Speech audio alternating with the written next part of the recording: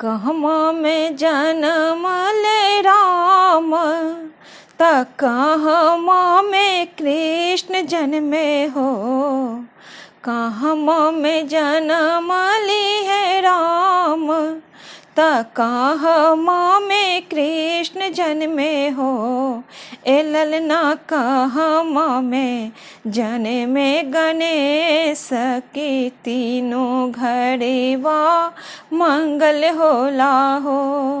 ए ललना कहमा में जन्मे गणेश, त तीनों घड़ी मंगल होला हो।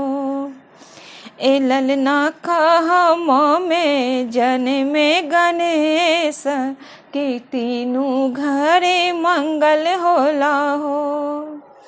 अयोध्या में जन्म ले राम, त